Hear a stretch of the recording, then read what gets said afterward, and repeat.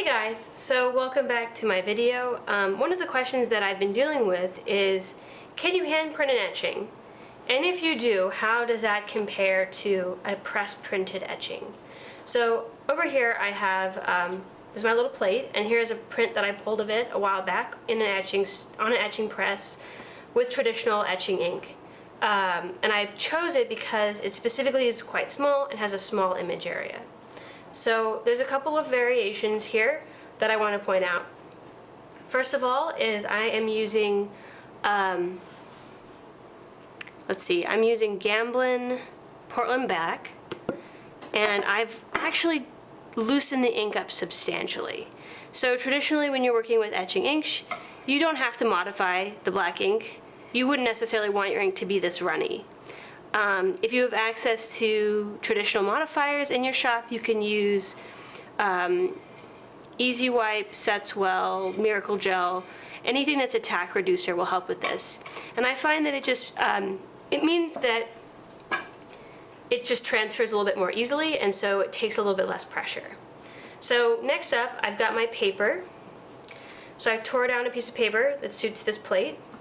And I'm using sketchbook paper. So this is the paper that I tore it down from.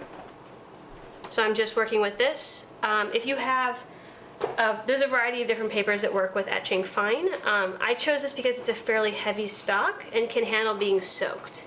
So what I'm going to go ahead and do is I'm going to draw out myself a little registration template. And this is the way I recommend people do this in my class. Is I'm going to go ahead and mark out the corners of my paper.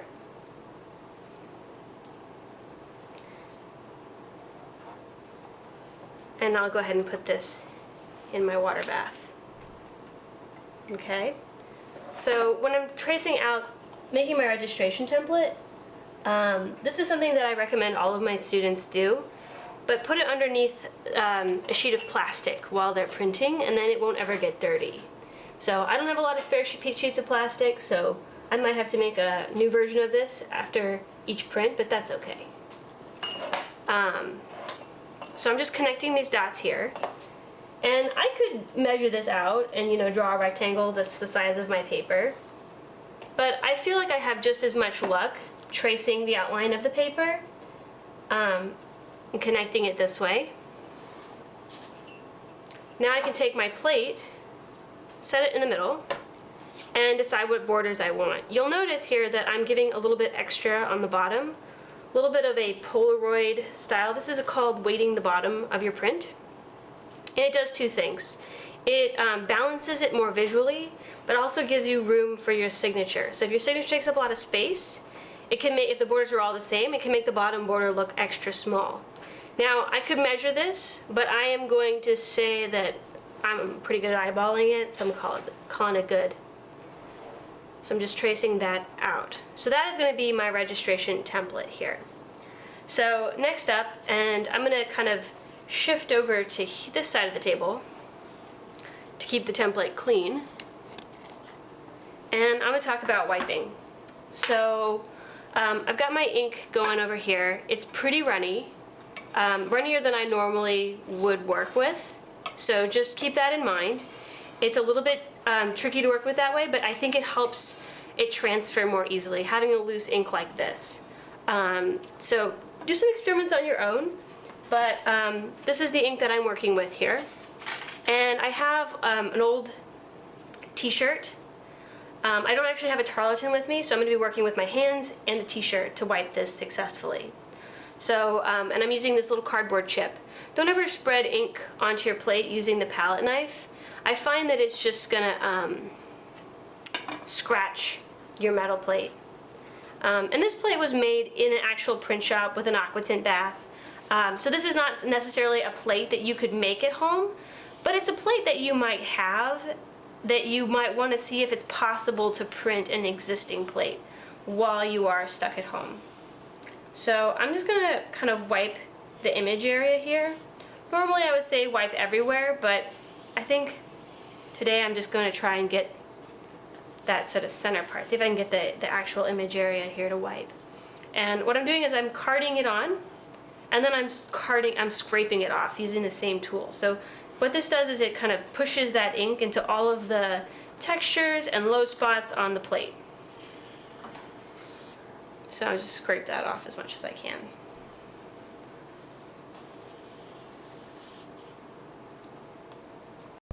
So I'm going to hand wipe this plate. So I'm going to wipe specifically inward towards the dark areas without wiping around in the dark areas. I want to actually underwipe this plate so that it holds a little bit more ink than I normally would if I was printing with a press.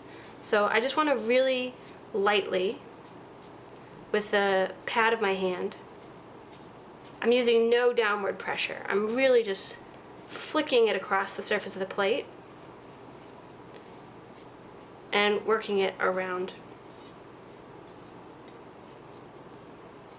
Especially when it comes to that inward area. I just want to be really careful to leave a lot of ink on that plate.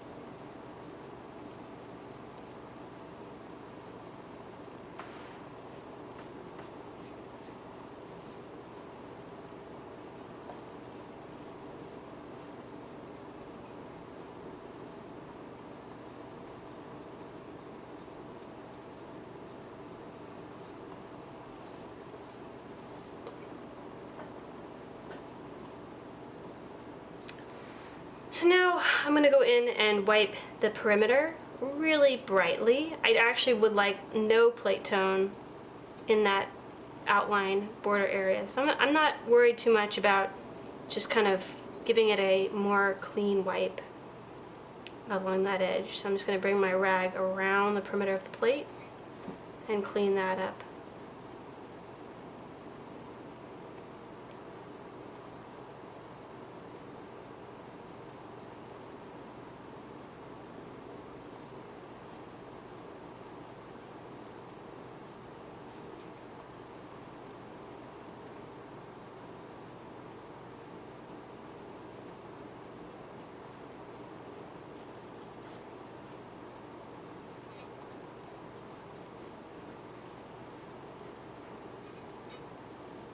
Okay, so now I would say my plate is fairly well wiped.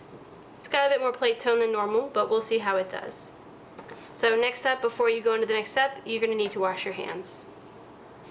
Okay, so I've moved the wiping over to this window desk so you guys can see a little bit more of what I'm doing. So right now I've got the plate carded on, and I'm going to go ahead and start wiping. I ended up using an ink that was a little bit less loosened. Still a little bit looser than usual, but not as dramatically. And I'm going to go ahead and start wiping this with my tarlatan, or in this case, t-shirt. So I'm just going to kind of go around the edges here. And I'm wiping in from the edges towards the image area.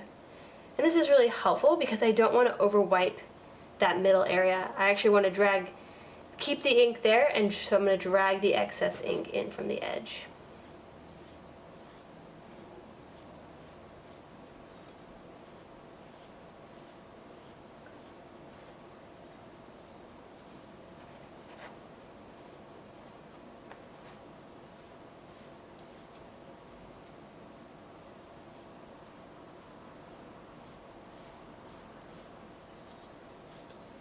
So really the only difference here is that I'm going to leave a little bit more ink on the plate than I normally would. So now I'm going to go with my hand, and I like to use this part of my hand. I like to hold it and then wipe with the other hand.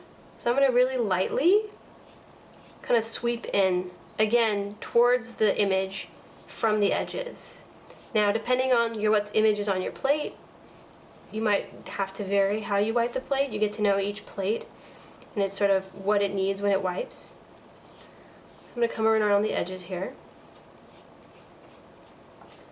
I'm going really light, and that's printing pretty well. It's wiping fairly well. And so if If I was printing this on a press, I could go a little farther, but because I'm hand printing it, I actually want to leave a bit more plate tone on the plate than I normally would. The only thing I do want to kind of catch here is I actually want the outer edge to be pretty bright. So I'm going to do a sort of perimeter wipe just to kind of bring out that brightness around the edge here.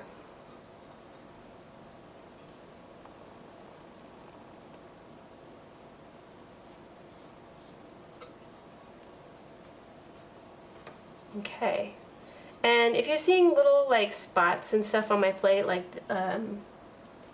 this discoloration and so forth, that's just discoloration in the copper, and it's not actual like ink smudge. So copper tends to discolor over time, so don't worry too much about that.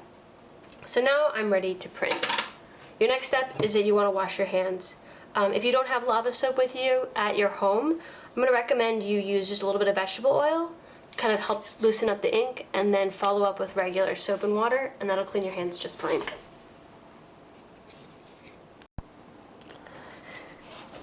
So now we're going to print our plate. So it's wiped, it's sitting on its registration template. I have my paper, which has been soaking in this water bath, and I have my towel that I'm going to blot it with. So go ahead and pull your paper out of the water bath and let it drip.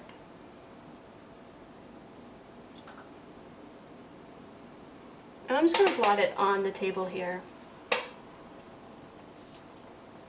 You want it to be blotted well enough that there aren't any shiny spots on the surface of the plate. It's kind of an even, matte effect. And I'm going to go ahead and blot both sides.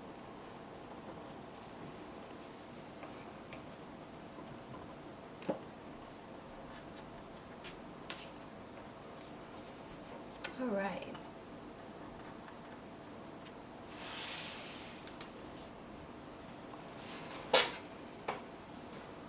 So now when you're lining it up on the plate, what you want to do is you want to kind of hold it up against one edge and then flop it down.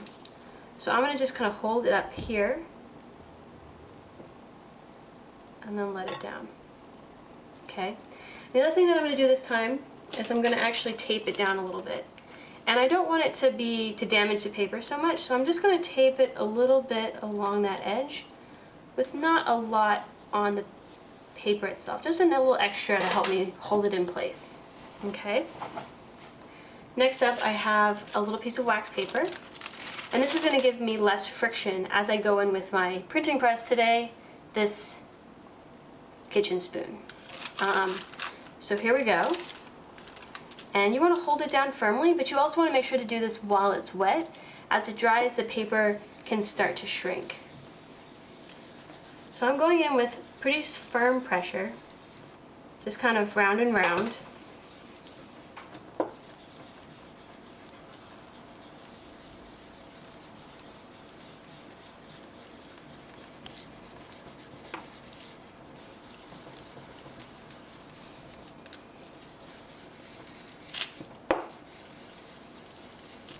You really want to prevent the paper from moving or shifting while you do that. It can cause there to be a slight double impression.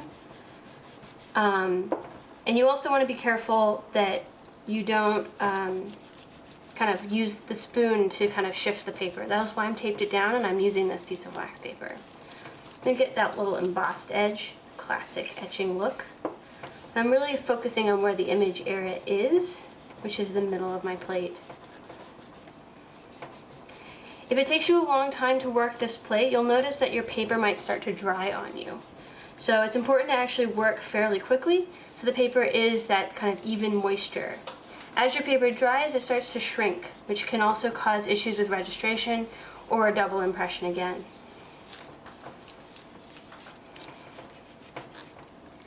It's fairly physical, so I don't think this is a great process for people who have tendinitis, shoulder troubles, elbow troubles. I think the key here is to work small.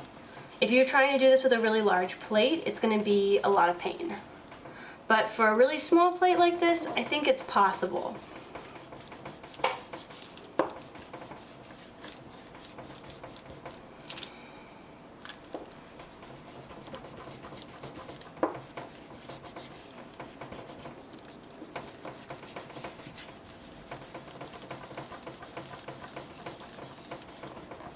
So I'm gonna go ahead and take a little peek and see how it's doing. So far, looking pretty good. Just gonna beef it up a little bit more in this image area. It's looking a little spongy, but it's definitely transferring. So the reason why we're using the spoon and not like a bowl or a larger implement is that the spoon concentrates all of my downward pressure to that single point on the bottom of the spoon. And so if I was to use like a rolling pin or something like that, it wouldn't deliver enough pressure. And so even though this takes more time, because I could get like little stripes of moving the spoon back and forth, it's actually little stripes that are printing, and I just have to keep building that up until I get my good impression. So let's take another peek. And that is my hand-pulled etching. It's not as crisp an image as you would get by pulling it off of a press, but that's not bad. So what I'm going to do to dry my print today is I'm actually going to dry it in a book because it's a small print. Why not? So I'm going to go ahead and flip open a page in this book, and I can just slide it on in there, and I can put some more books on top to weight it down. And that is hand printing. Thank you so much.